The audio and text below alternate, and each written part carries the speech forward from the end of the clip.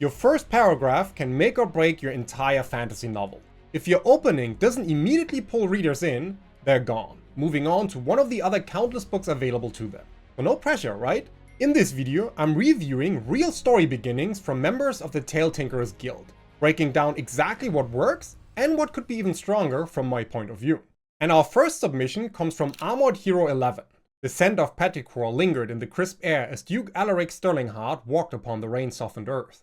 The first light of dawn cast long shadows across the town outside Dalsaric Castle, its golden rays filtering through the morning mist, painting the sky in hues of amber and rose. The distant calls of merchants preparing for the day, the gentle laughter of early risers, and the rhythmic clatter of hooves against cobblestone all wove together in an orchestra of peace. Yet Alaric barely noticed. This opening creates a rich sensory landscape that immediately transports us into the world by engaging multiple senses very well. We have smell with scent of petrichor, that distinctive after rain smell. Then there's touch with crisp air and rain-softened earth. There's also sight with multiple visual details such as specific colors like amber and rose. And there is sound through a layered soundscape that includes distant calls, gentle laughter, and rhythmic clatter. Starting with smell is particularly effective because smell connects directly to memory and emotion. It's an immediate hook for the reader's senses. Now, the name Stirlingheart, on the other hand, is interesting here. On the surface, it feels a bit on the nose for a duke. Sterling literally means excellent or valuable, while heart suggests nobility. Together they create a name that immediately signals virtue and goodness. However, there is another possibility here that's worth considering. This could be an intentional choice for misdirection, a name so obviously virtuous that it raises questions. Is Alaric actually the noble, good-hearted person his name suggests? Or is the writer deliberately setting up expectations they plan to subvert? If Alaric turns out to be morally complex or even villainous, this too-perfect name becomes a brilliant foreshadowing of the gap between public persona and private reality. This kind of naming can create a fascinating tension between what characters present themselves as versus who they truly are. That said, if Alaric truly is meant to be as noble and virtuous as his name suggests, I'd personally recommend changing it to something more subtle. A character who lives up to such an on-the-nose name risks feeling one-dimensional in my opinion.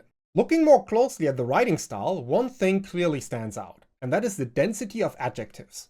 If we look at this story opening thoroughly, we find 12 adjectives in just 4 sentences. While vivid, this density risks diluting the impact. Instead of every element being described, carefully chosen details could stand out more here. Strong fantasy writing, the way I see it, relies more on precise nouns and powerful verbs than on modifiers.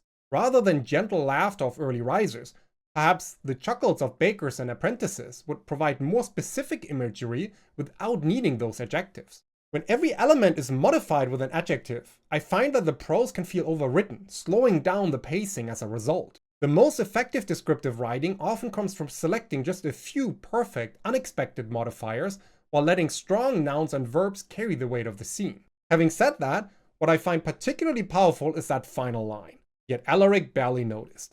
This creates an immediate and compelling contrast between the beautiful scene and Alaric's disconnection from it. The writer doesn't explain why Alaric is preoccupied, and that's actually a strength, not a weakness.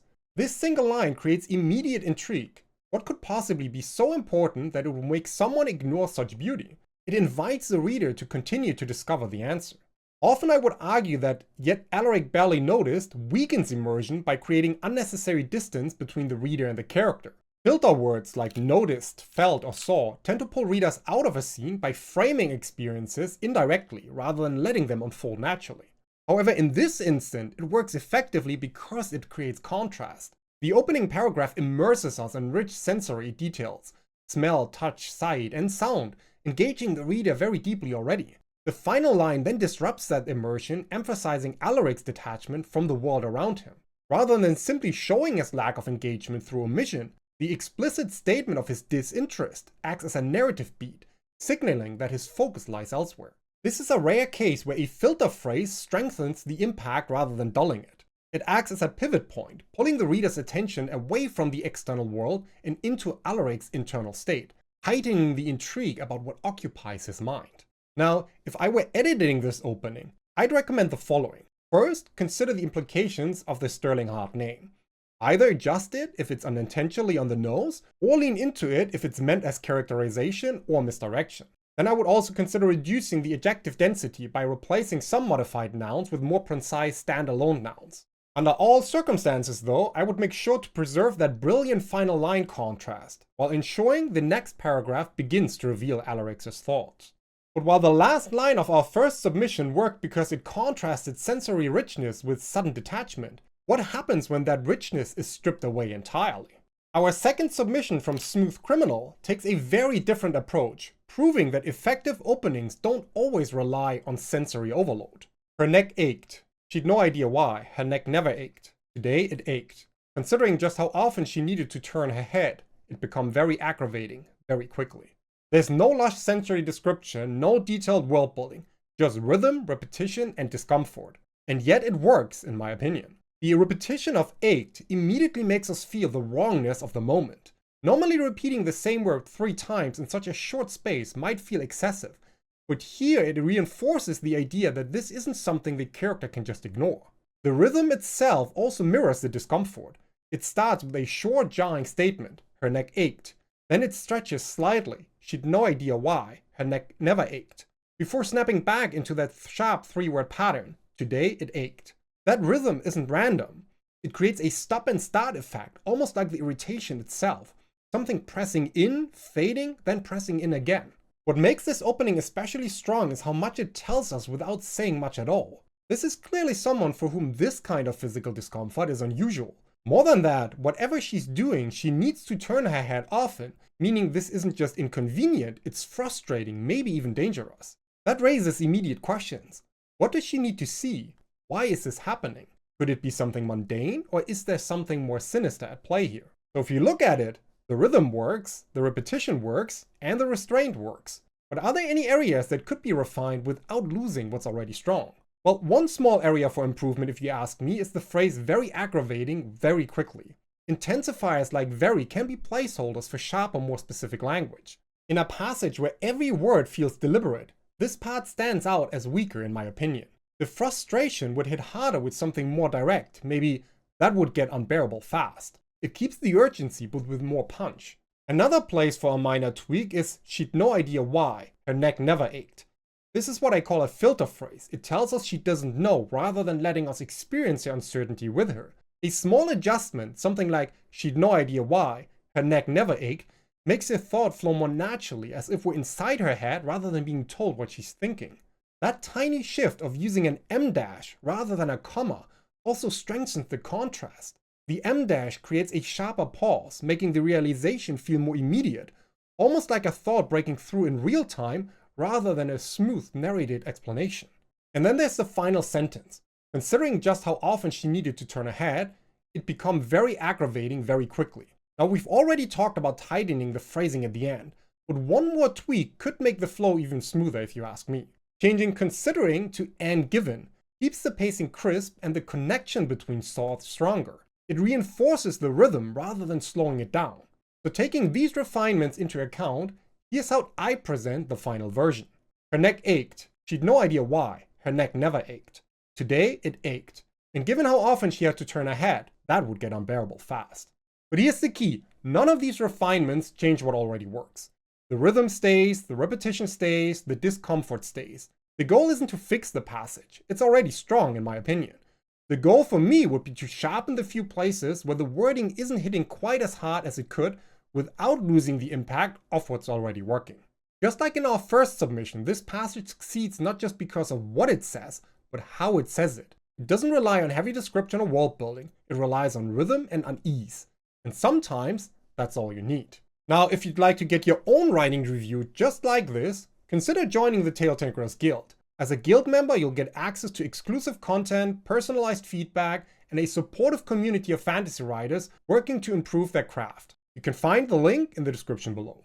Moving on, in our last submission, tension came from the rhythm itself, short, stilted sentences that mirrored discomfort, pulling us deeper into the protagonist's physical unease. But what happens when tension comes not just from rhythm, but from uncertainty? Our next submission from Terry explores that exact idea. Let's bring her now. No, she's not ready. Her mind might break. The voices in the void penetrated Amanda's awareness. Her eyes flew open. Blackness. She always kept the curtains closed tight in an effort to sleep in total darkness. She lay still, silent, eyes searching the black. Was she dreaming? Again? How many nights now? The voices seemed so real, yet they couldn't be. Could they? She listened.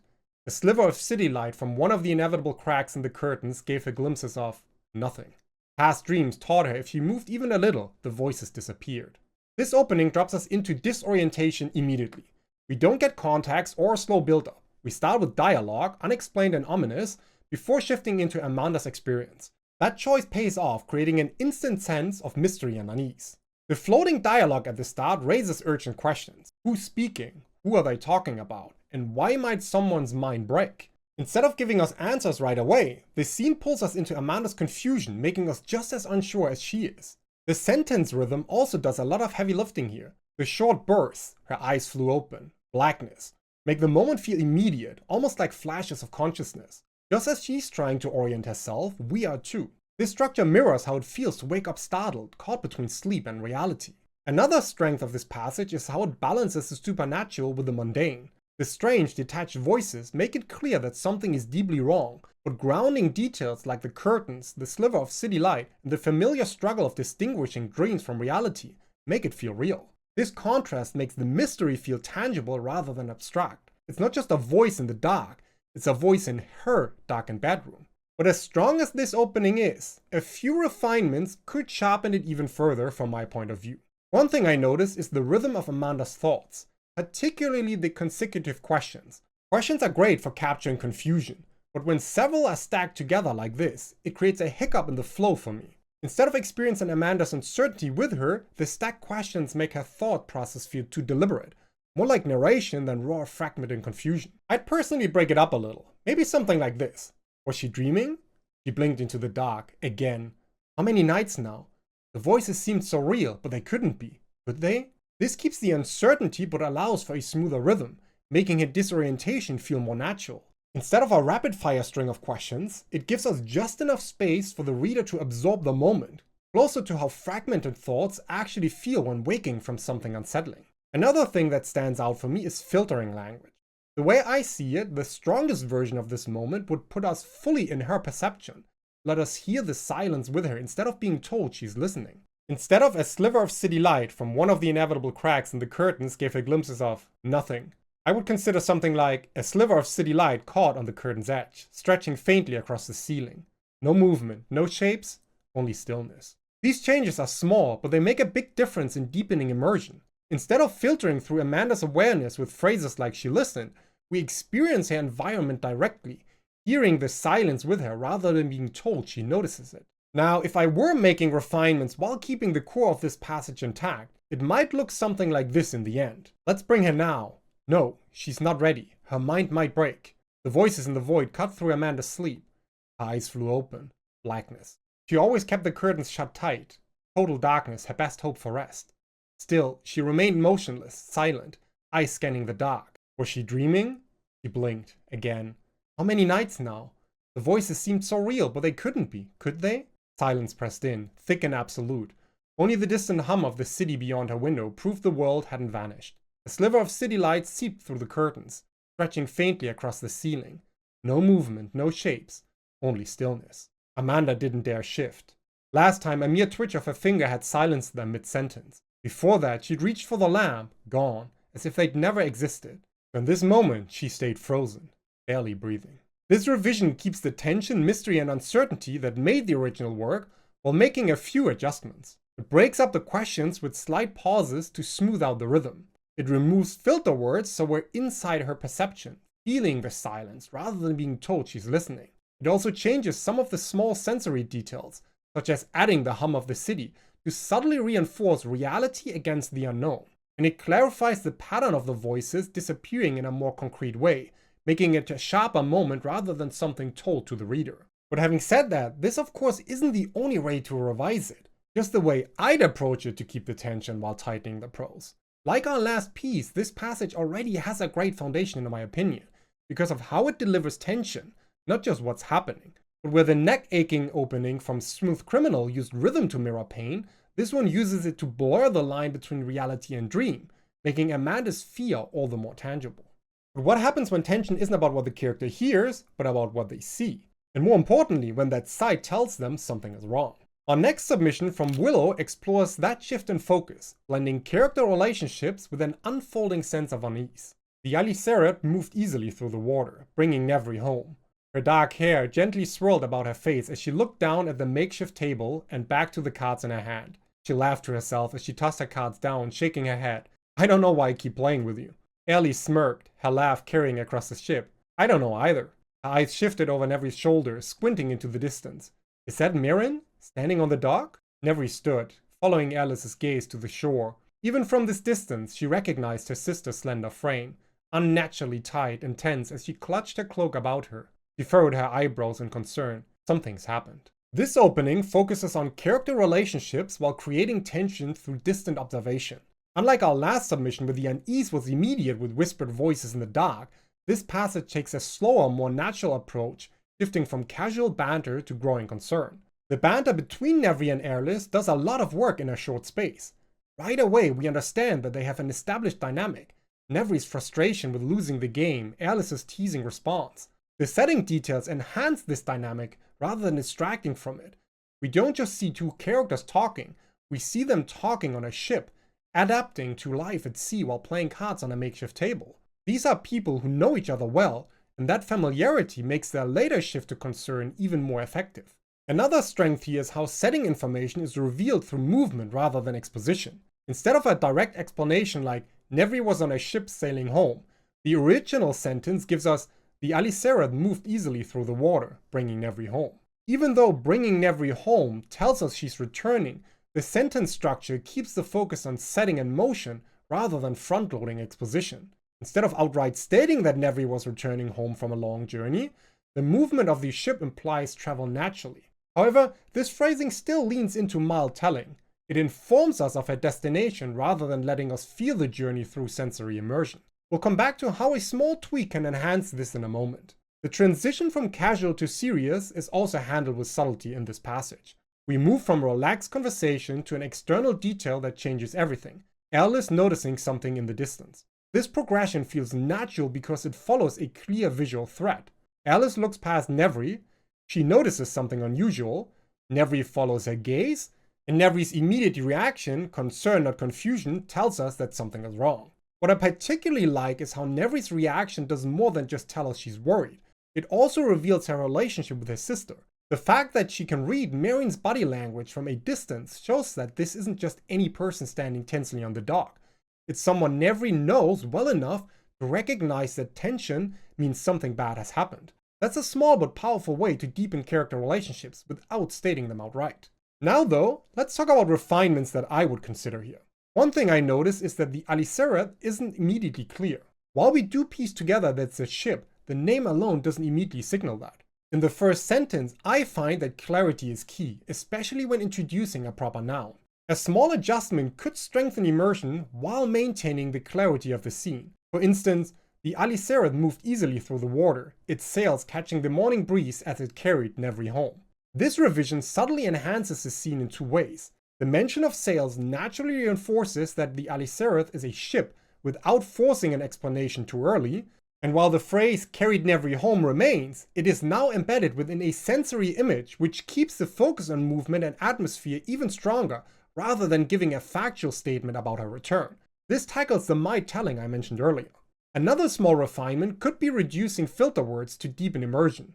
Phrases like she looked down, following Alice's gaze, and she recognized her sister subtly pull us out of Nevri's perspective. Instead of being in the moment with her, we are being told about her actions. For example, instead of Nevri stood, following Alice's gaze to the shore, it might read more immersively as, Nevri got up. Alice was right. Mirren stood stiff on the dock, her arms locked around herself, her cloak tucked tight. This removes following Alice's gaze because we don't need to be told Nevri is looking where Alice is looking. The moment still makes sense though, but we now feel the immediacy of what she sees rather than the process of looking. Overall, if I were making refinements here, they would be small and purposeful, clarifying the ship's introduction, reducing filtering for deeper immersion, and tightening a few sentences. But the foundation is already strong. The relationship feels real, the tension unfolds naturally, and we understand something is wrong before we even know what it is. That's what makes this opening work. But while a strong first paragraph hooks readers, how do you keep that momentum going throughout your entire novel? For that, Watch this video here next where I'll show you the exact framework that helped me go from stuck drafts to completed fantasy novels.